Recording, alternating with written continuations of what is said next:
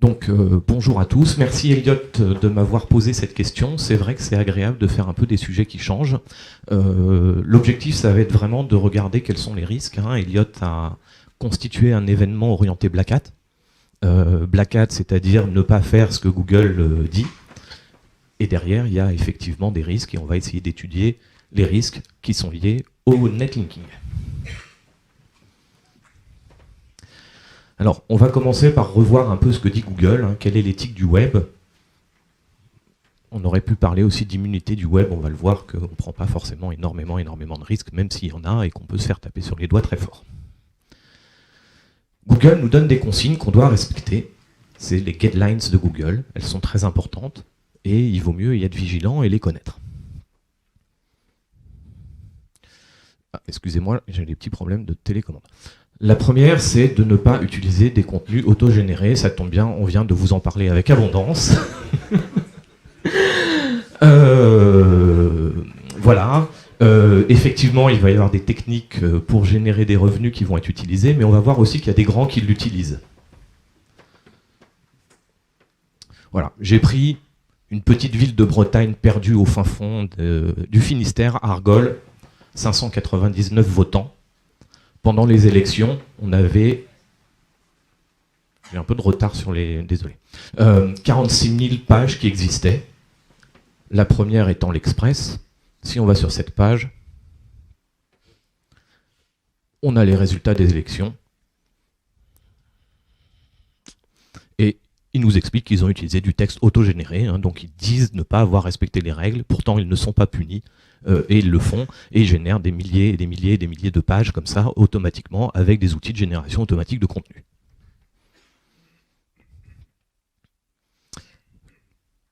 Deuxième règle, ne pas participer à des systèmes de liens, c'est-à-dire de faire du netlinking, ou d'acheter des backlinks, ou de négocier des backlinks, ou faire tout ce qu'on veut pour avoir des liens du jus. On parlait de DR tout à l'heure, de domaine référent. Qu'est-ce qu'un système de liens selon Google ? D'abord, ne pas acheter ou vendre de liens pour modifier son classement PageRank. Le PageRank, c'est une des composantes que Google utilise pour voir quel est le positionnement de votre site. C'est les liens vous transmettent du PageRank, un calcul qui est fait. Voilà. L'échange de biens ou de services contre des liens aussi, c'est interdit. Donc, tiens, je vais te donner un petit cadeau et puis tu vas me faire un lien. Ben non, c'est interdit par Google. Le public rédactionnel, ce que font les journaux, les articles sponsorisés, c'est interdit également. Et puis également, d'avoir des petites annonces avec un lien, donc en dofollow, c'est-à-dire qu'il va faire passer du PageRank, c'est également interdit. On reparlera de cet exemple en fin de ma conférence. Voilà. Petite question, on aurait pu gagner une bouteille de champagne, mais je n'ai pas prévu. Quel est le point commun entre 80% de ces marques que vous voyez ici ? J'ai dit 80% puisqu'il fallait mettre qui ne... Bah, ils vendent des liens, voilà. Pas tous, Dedans, il y en a 20% qui ne le font pas. Comme ça, je n'ai pas fait de dénonciation.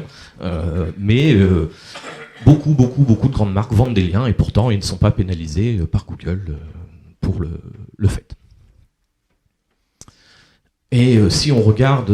alors, dans la vente de liens, on va distinguer vraiment l'achat pur et dur de liens, le netlinking, l'achat de backlink, on paye des liens pour avoir du SEO, et puis des choses qui vont être plus enfin pas officiellement, mais acceptables, on va dire, qui va être l'influence.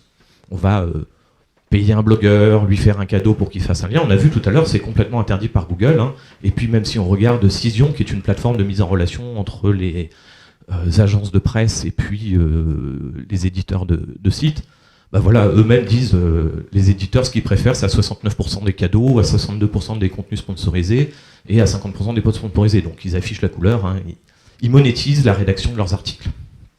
Et on peut avoir plein de cadeaux, des voyages, des cosmétiques, des choses comme ça, c'est très très courant. Alors, maintenant, on va regarder un peu plus les risques dont j'ai pris un exemple. J'ai pris la requête Louboutin pas cher. Bien sûr, Louboutin ne fait pas de solde et les Louboutins ne sont pas chers. Si on regarde, on a ici un site qui s'appelle La Flotte Française qui remonte. Alors cette slide, je l'avais fait il y a quasiment un an, mais ils sont toujours positionnés. C'est pour vous montrer que le risque est assez limité. Voilà, ils ont un peu de trafic et ils ont des domaines référents, donc des sites qui leur font des liens. Et on voit ici avec notre courbe qu'ils ont eu énormément d'un coup, qui sont redescendus, mais ils sont toujours premiers sur la requête. Donc clairement, hein, si d'un coup comme ça, on a 300 sites qui nous font des liens, c'est pas naturel. C'est du spam, ça a été fait de façon automatique, mais ils sont toujours présents. Et puis si on clique sur ce lien, pardon, donc on voit que leur trafic, hein, leur spam avait commencé ici, et on voit que leur trafic continue à monter, hein, donc il n'y a pas eu d'impact. Voilà, ici on clique, on arrive sur Louboutin 2017, et en regardant un petit peu, on voit très bien que c'est un site de contrefaçon, il y a plein de fautes d'orthographe, il y a tout un tas de choses qui n'ont rien à voir avec du Louboutin, mais ils sont toujours présents sur la requête. Donc c'est des stratégies un peu poussées, mais c'est pour vous montrer que finalement, même en faisant des choses un peu crades sur des marques qui se protègent et qui se battent pour défendre leur marque, les gens arrivent à quand même se positionner. Alors c'est pas du tout ce que je vous invite à faire, c'est complètement illégal et ne faites pas de contrefaçon, mais sérieusement, c'est un poison pour l'économie et c'est un poison pour le web.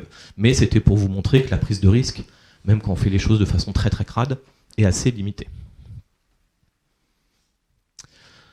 S'inscrire dans des annuaires, hein, on le fait tous. Au départ du web, effectivement, les annuaires étaient utilisés par des visiteurs qui allaient sur un annuaire et qui allaient chercher des idées de sites dans les annuaires, mais plus personne n'utilise un annuaire pour aller chercher un site. Si on s'inscrit dans un annuaire, c'est pour avoir des backlinks. Je connais personne qui fait ça pour autre chose. Je me trompe? Si. Voilà. Et ben voilà, sur Gralon, qui est un énorme annuaire français, il y a 160 000 sites qui sont inscrits. Ils n'ont pas tous été pénalisés parce qu'ils ont été s'inscrire dans un site pour obtenir du PageRank.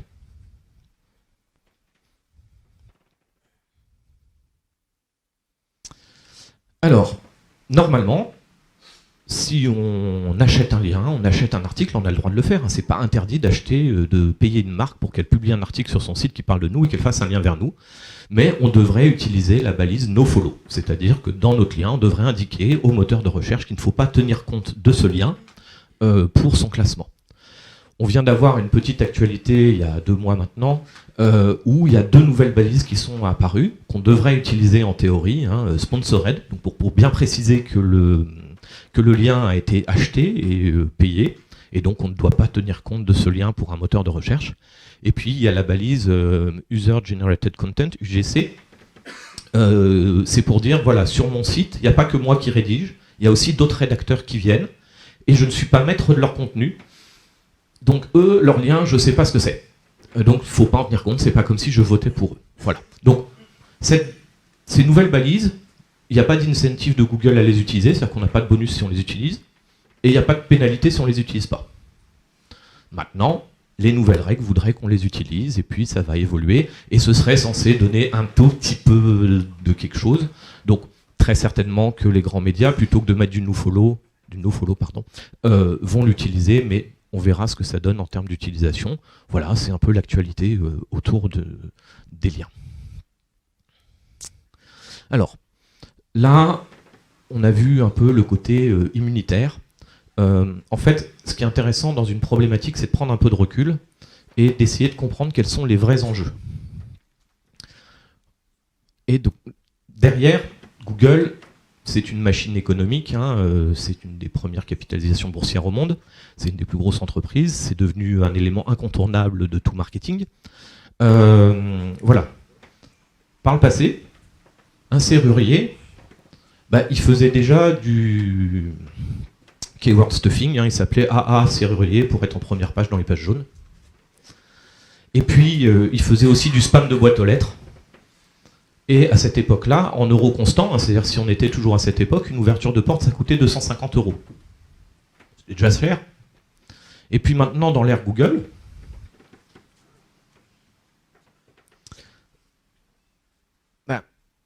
malheureusement, si on veut être présent sur c'est sur Google que les gens font leurs recherches, dans certaines villes, c'est 100 € le clic. Et qu'est-ce qui s'est passé? Le serrurier, il a dû monter ses prix. Aujourd'hui, sur Paris, une ouverture de porte, c'est entre 600 et 750 €. Qui est le voleur? Qui est responsable de la situation? C'est le serrurier qui abuse ou c'est le serrurier qui doit acheter ses visiteurs à 100 €, sachant que c'est pas parce que la personne a cliqué sur une annonce qu'elle va convertir et demander une ouverture de porte. Voilà, c'est juste une question que je pose. Où est la vraie problématique? Alors, derrière, si on se met à l'échelle de Google, donc effectivement, ils ont pris une part hégémonique dans certaines parties du marketing. Excusez-moi, on est parti trop vite. Donc, le volume de recherche est énorme, incommensurable. La problématique de Google aujourd'hui, c'est pas d'être le meilleur moteur de recherche. Ils le sont déjà, tout le monde utilise Google, on est satisfait par les résultats, 75% des gens trouvent ce qu'ils veulent sur la première page, on n'a plus besoin, comme avant, de taper plusieurs mots-clés pour trouver quelque chose. Donc c'est plus ça le vrai enjeu de Google. Ils y sont vigilants, ils font tout pour être toujours le meilleur moteur de recherche, mais leur problématique, elle n'est pas là. Derrière, ils vont avoir d'autres problématiques sur la search vocale, où là, ils ont des vrais concurrents type Amazon qui vont commencer à leur prendre des parts de marché. Voilà. Mais sur le search classique, ils ont cette position hégémonique, leur moteur fonctionne bien, ils continuent à l'améliorer, mais ce n'est pas une stratégie, il n'y a pas de challenger véritablement, en tous les cas en France, et puis dans la majeure partie du monde. Par contre, la vraie problématique, c'est l'augmentation de sites dans le monde. Vous voyez, alors ici on a une chute entre 2012 et 2014, donc c'est les données de Internet LiveStat, mais c'est que simplement ils ont retiré 40 millions de sites qui étaient sur 242 IP, donc c'était la même personne qui avait plein de sites, ça n'avait pas de sens. Et puis 75% des sites dans le monde sont en fait des sites parking, ne sont pas utilisés. Mais on voit quand même des données exponentielles, donc le nombre de sites, le nombre de pages augmente, et le problème c'est une problématique énergétique et de coût. Ce qui coûte cher à Google, c'est de maintenir des serveurs, d'analyser les relations entre toutes les pages, d'analyser les contenus continuellement, et c'est ça sa vraie problématique. La problématique est énergétique. Google pourrait faire tous les calculs qu'ils veulent, simplement ils vont juste limiter les calculs à ce qui est essentiel et important. C'est pour ça, voilà, c'est ça qu'on fait souvent de la parano en référencement, en imaginant qu'ils vont vérifier plein de choses, mais non, ils n'ont pas besoin de tout vérifier, ils utilisent les données dont ils ont besoin pour avoir un classement qui est bon. Pour vous donner un peu quelques chiffres sur la consommation énergétique d'Internet, Internet, c'est le 3e pays le plus gros consommateur d'électricité dans le monde, après les États-Unis et la Chine. 15% de l'électricité dans le monde est consommée pour Internet. Un data center en France, c'est l'équivalent d'une ville de 30 000 habitants. Donc alors c'était des données de 2016, donc les 182 data centers qu'il y avait en 2016, et je pense qu'il y en a beaucoup plus maintenant, c'était l'équivalent de 8% de notre consommation électrique. Et voilà, les recherches de Google, c'est chaque jour 1000 allers-retours Paris-New York en consommation de CO2. Voilà, donc c'est vraiment cette dimension-là qu'il faut prendre. Et quand on fait des actions massives, donc là je vais mettre un peu le pied dans le plat de Black Hat, il n'y a pas de problème, on peut faire quelque chose, un modèle économique, et ce que nous expliquait Romain juste avant, voilà, c'est-à-dire qu'il a une logique, c'est-à-dire qu'il utilise les failles de l'algorithme de Google pour construire un modèle économique, ok, ça passe. Mais d'envoyer des tonnes et des tonnes de choses finalement pour rien, on est en train de faire tourner des centrales nucléaires pour rien, et ça peut être plus problématique. Donc ça, c'est juste de l'éthique, et je pense qu'il faut quand même y réfléchir. C'est bien beau de générer des millions de sites ou de pages automatiquement, mais ça a un coût pour notre planète. Maintenant, c'est purement éthique. Par contre, pour Google, ça a un coût économique. C'est pour ça que dès qu'ils vont détecter des systèmes qui vont être énergivores et artificiels, ils vont les désindexer complètement pour que ça ne coûte plus de ressources pour eux.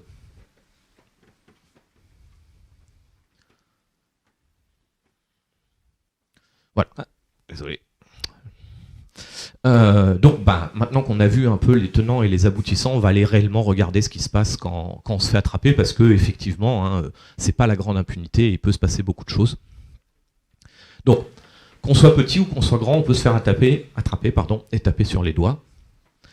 On a eu quelques cas, alors malheureusement c'est très difficile de retrouver des cas qui ont été communiqués sur des pénalités qui ont été transmises par Google, surtout pour des grosses marques, elles n'ont pas envie de communiquer dessus. Donc les exemples que je vous donne sont un petit peu anciens. On a la chance aussi d'avoir en France deux Juliens qui vont intervenir aujourd'hui, qui ont par le passé ou très récemment donné un petit peu d'infos. On a quelques cas, donc j'ai essayé de vous retrouver les différents cas où il y a eu des pénalités pour vous les expliquer et voir quelles sont les règles. les réels risques. Donc, par exemple, Terflora avait été attrapé en 2013 pour des liens achetés, et le site a été dégradé pendant 11 jours. Alors, la réaction a été assez rapide, mais c'est des millions et des millions qui ont été perdus derrière. Le Washington Post, lui, avait été attrapé pour avoir vendu des liens.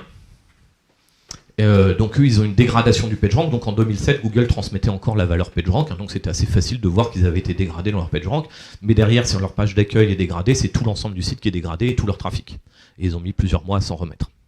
Et puis le site de BMW avait utilisé des techniques de cloaking. Et lui s'était aussi fait désindexer. On ne retrouvait plus BMW en tapant BMW. Là, ça a été beaucoup plus rapide, 3 jours.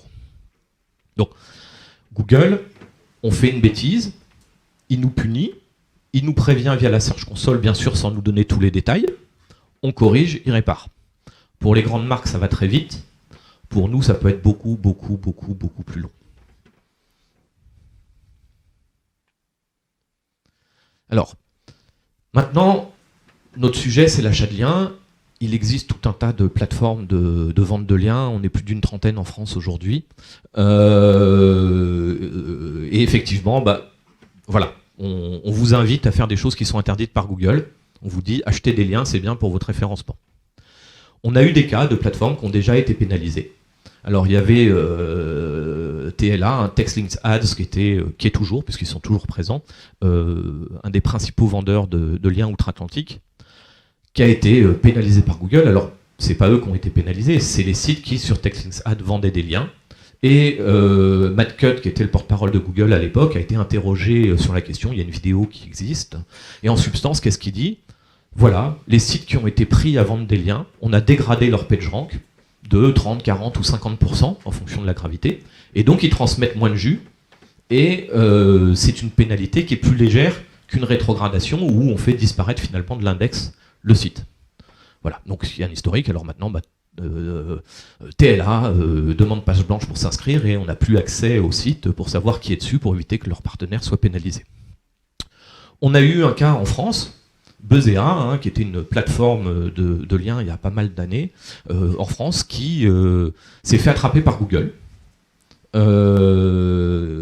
Mais pour moi, ils sont responsables de ce qui leur est arrivé.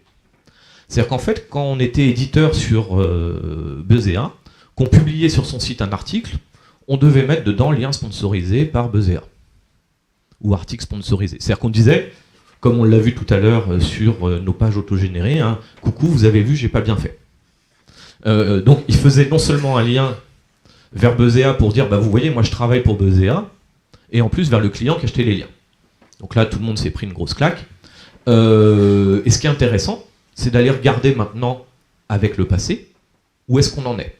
Donc, Buzzea, même s'ils ont fermé, leur nom de domaine existe toujours, et on peut retrouver dans les historiques les liens qu'ils recevaient. Et donc, si on va regarder les domaines référents de Buzzea, on retrouve encore 189 sites qui leur font des liens sur articles sponsorisés.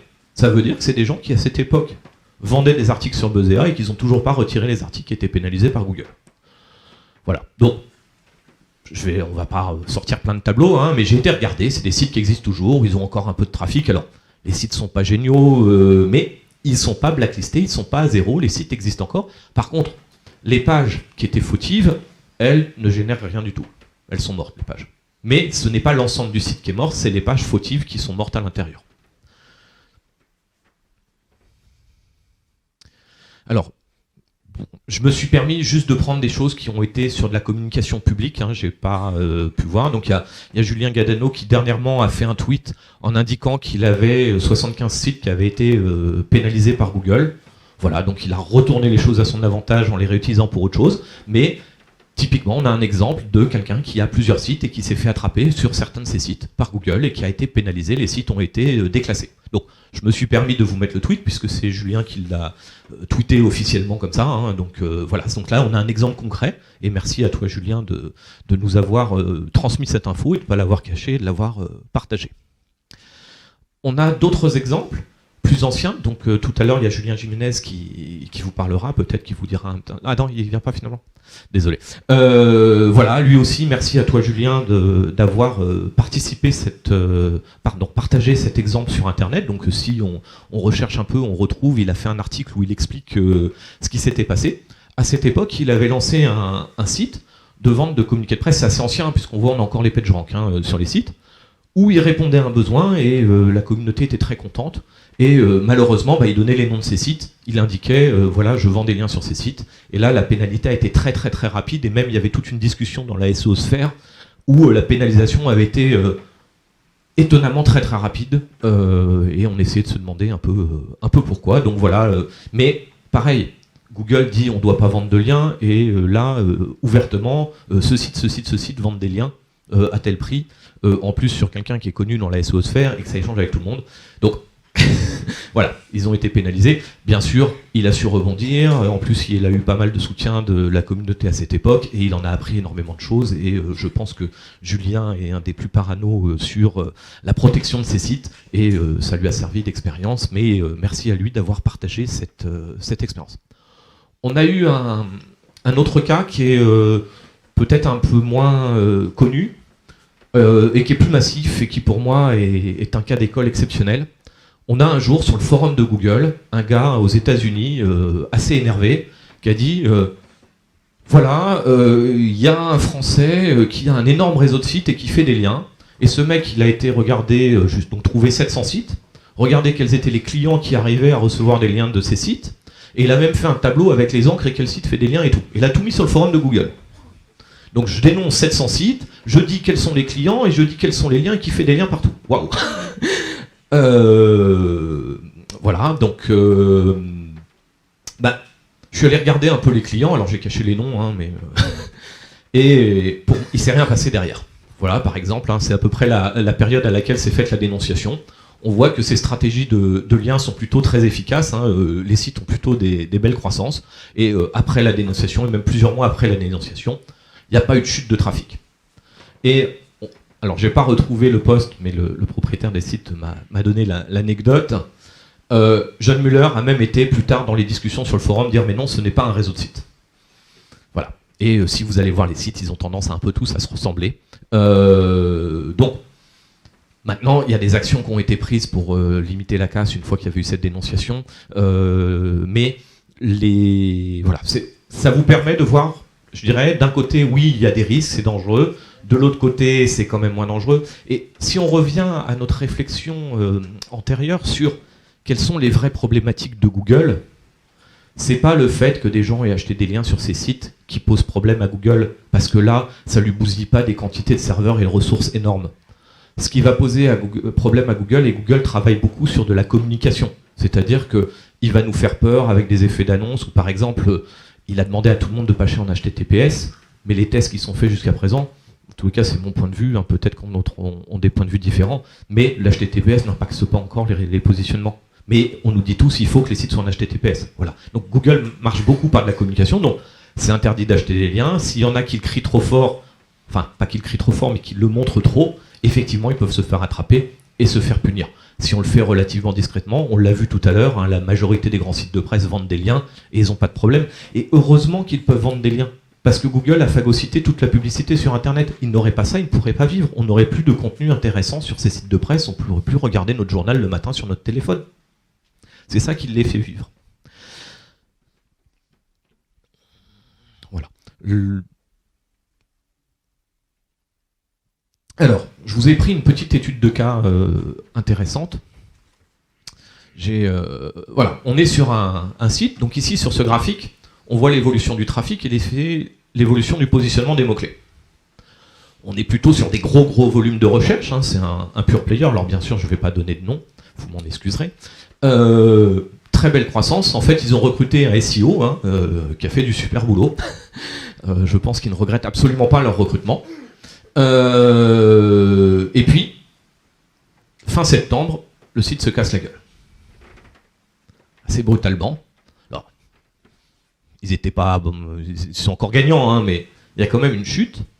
Et donc l'idée, quand il y a une chute comme ça, c'est d'essayer de comprendre quelle est la cause de cette chute. Donc on va aller regarder le profil de lien. montée brutale des liens. En plus, le SEO qui travaille, c'est plutôt un SEO hyper white hat, hein, donc il n'ira pas faire ça. Donc, bien sûr, il suit ce qui se passe, il regarde, il voit ça, il se dit « Waouh, on est en train de me faire du négative SEO, j'ai du spam, je me fais bombarder de liens, c'est à cause de ça que mon site s'est cassé la gueule. » Peut-être. Maintenant, la chute, elle est arrivée, on a vu 29 septembre, donc ça pourrait être ça, hein, c'est-à-dire qu'ils seront frais grillés, il y a plein de liens qui arrivent, mais c'est pas eux qui les font. Derrière, quand on reçoit plein de liens comme ça, il faut essayer aussi de comprendre quelle est la qualité des liens, est-ce qu'ils sont vraiment impactants ou pas. Donc, j'ai été regarder les encres de ces liens. Et effectivement, on a 455 domaines référents ici qui font des liens sur l'encre source. En fait, c'est quelqu'un qui a lancé plein de sites avec du contenu autogénéré. On en parlait tout à l'heure, mais je ne pense pas que ce soit dans cette équipe-là. Et sur des images qu'ils allaient ou pas prendre sur d'autres sites, ils mettaient un lien avec le mot source, faire des sites d'autorité quelconque. Donc ils bombardaient tout le monde comme ça, et puis eux, ils mettaient des bases de données avec du contenu et des choses pseudo-théoriquement informatives. Par contre, les liens étaient en nofollow. C'est-à-dire que là, sur ces 455 domaines référents, il n'y en a que 5 qui font du dofollow. Donc normalement, le moteur de recherche ne doit pas prendre compte ces sites-là. Donc, a priori, si le moteur fonctionne correctement, la pénalité ne doit pas venir de ces sites qui nous ont spammés, et ce ne serait pas du négative SEO. Mais pourquoi pas, hein, on se pose des questions. Alors, en allant regarder après ces sites qui font du contenu autogénéré, on se rend compte que beaucoup ont été désindexés très rapidement par Google. Il y en a encore qui sont un petit peu indexés, mais Google les détecte au fur et à mesure, les désindexe au bout d'un moment. C'est ce que vous expliquiez tout à l'heure, Romain, sur la prime de fraîcheur. Hein, ça marche un moment, et puis hop, après ça descend. Par contre, je me suis intéressé donc, sur leur marque.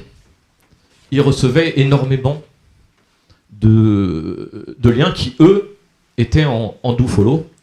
Et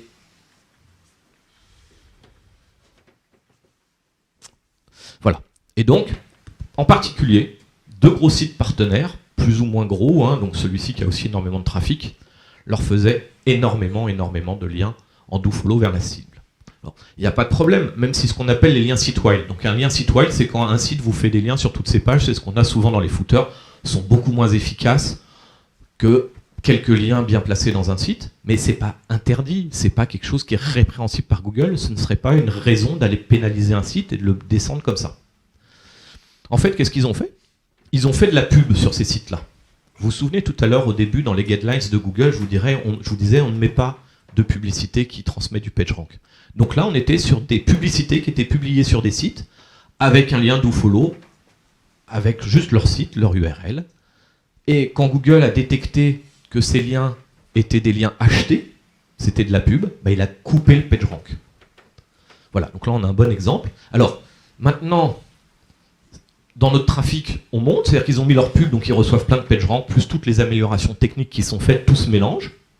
Et puis à un moment, Google détecte que ces liens sont artificiels, il coupe le jus, et pouf, bah le PageRank qui était transmis descend, c'est pour ça qu'on est descendu d'un palier. C'est-à-dire qu'en fait, ils ont perdu le PageRank de ces liens-là. Et la pénalité s'est arrêtée, le site n'a pas continué à descendre jusque dans les limbes, mais c'est le PageRank qui était en trop, a été coupé. J'avais l'année dernière, lors d'un SEO Camp avec Alan, on discutait avec Vincent Courson, le porte-parole de Google, et qui nous expliquait que en fait, Google avait changé sur sa politique de... Avant, voilà, c'était il jouait un peu au chat à la souris, je t'ai attrapé, je te préviens. Maintenant, non, ils nous attrapent, ils disent rien, ils coupent le jus. Grosso modo, donc si vous achetez des liens, que ce lien est détecté comme artificiel, Google va couper le PageRank. Mais il ne va pas aller vous blacklister et vous descendre votre site. Pourquoi? Parce que sinon, on pourrait faire du négative SEO. Je prends l'inverse qu'on a vu tout à l'heure. Au lieu de mettre mes liens en nofollow, je les mets en dofollow, j'envoie 500 domaines référents vers mon concurrent, je le torpille, il tombe. Et Google ne veut surtout pas ça. Ce serait beaucoup plus facile de faire descendre les autres que de bien travailler pour soi. Donc ce serait une plaie pour Google. Le négative SEO existe. On en parlait l'année dernière, je me souviens de Ninja Leaker qui nous expliquait des techniques justement de vol de contenu. Mais voilà, d'envoyer plein de liens vers un concurrent, c'est pas ça qui va le faire descendre. Peut-être que ça va le faire monter parce qu'au début il va recevoir du jus, Mais après, le jus va redescendre parce que le Google ne tiendra pas compte du jus artificiel. Voilà, donc j'ai fini ma petite explication sur les dangers du netlinking, et s'il y a des questions, c'est avec grand plaisir que j'y réponds.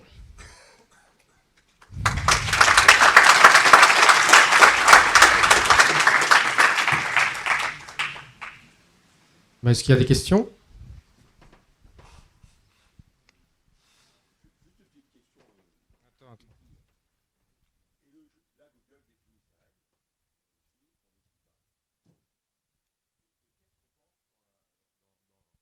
À sphère SEO, par exemple, de la prochaine élection présidentielle américaine, le jour où quelqu'un va décider que Google ne fait pas les choses qu'il faut faire, par exemple, Elizabeth Warren élue, est-ce que, par exemple, on se dit, tiens, il y a un risque qu'on dise à Google, stop, là, il y a des règles, vous imposez plein de trucs à tout le monde et on n'en veut plus. Alors, qu'est-ce qu'on pense de ça ? Est-ce qu'il y a des débats là-dessus ? Alors, en fait, la problématique de Google, c'est plutôt le côté trust, c'est-à-dire où ils sont des entreprises omniprésentes et qui regroupent plein de choses. C'est-à-dire que si Google était démantelé par une loi antitrust, ce qui est leur risque, il y aurait toujours le moteur de recherche. Et nous, notre problématique, c'est le moteur de recherche. Le moteur de recherche fonctionne. Bon, je ne vous l'ai pas mis, mais dans les exemples que j'ai trouvés sur les grandes marques qui avaient été pénalisées, il y avait un concurrent de Google qui les avait attaqués en justice. Et il y a une jurisprudence qui dit Google, il fait ce qu'il veut, il est chez lui, c'est un service privé, on l'utilise, c'est pas un service public. Donc, il fait ce qu'il veut chez lui. Voilà, donc on n'aura pas de règles, à mon avis, juridiques qui diront non, Google, le moteur devrait fonctionner comme ça. Et puis, Google sont quand même très malins. D'une part, sur ce côté loi antitrust, aux États-Unis, Bing et Yahoo sont toujours présents et de façon assez importante. Ma perception personnelle, c'est qu'ils font en sorte de ne pas être tout seuls. Parce que Bing et Yahoo, on ne les retrouve pas dans les autres pays. Où on vient de le voir en France dernièrement, on a voulu leur imposer quelque chose pour les médias en disant non, il faut le consentement des médias pour vous leur voler leur contenu. Google leur a envoyé un message, si vous validez pas qu'on utilise vos contenus, on vous fait pas apparaître vos métadescriptions dans la SERP. Ils ont tous accepté. Voilà, donc Google est plutôt malin, mais juridiquement, c'est un service privé qu'on utilise, on est libre ou pas de l'utiliser. Voilà, donc je ne pense pas qu'il y aura de problème, en tous les cas pour le search. Par contre, le fait que ce soit un gros conglomérat comme ça, oui, ça pourra un jour être démantelé peut-être.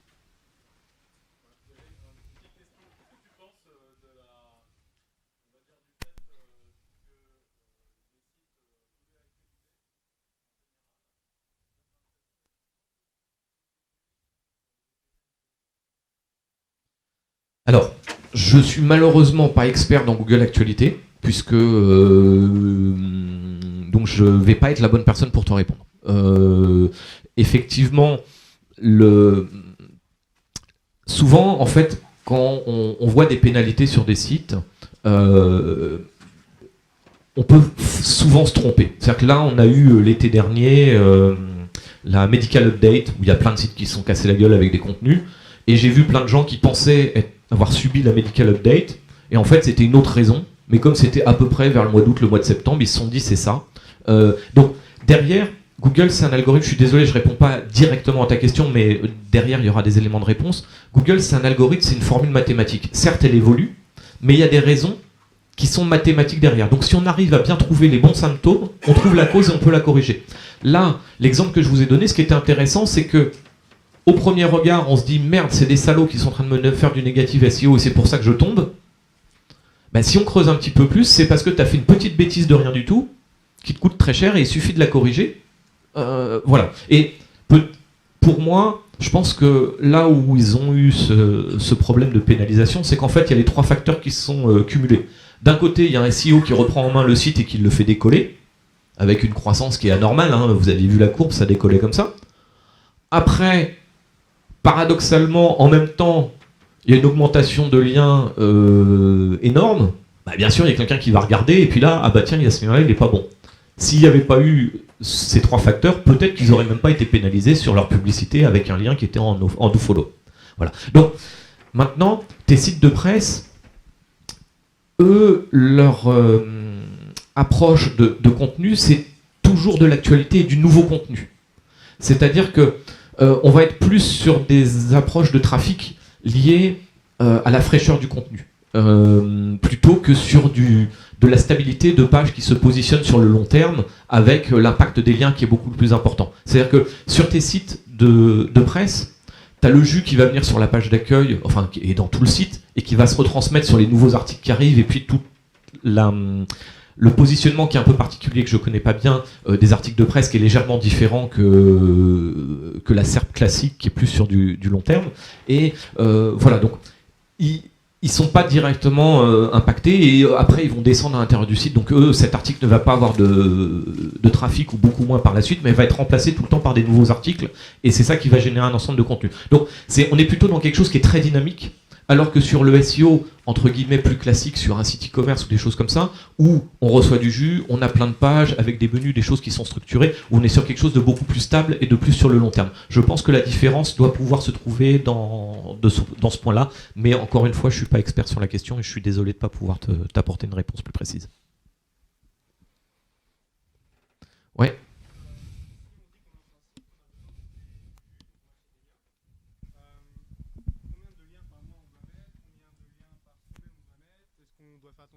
Plutôt au referring domaine, quels sont vraiment les rapports?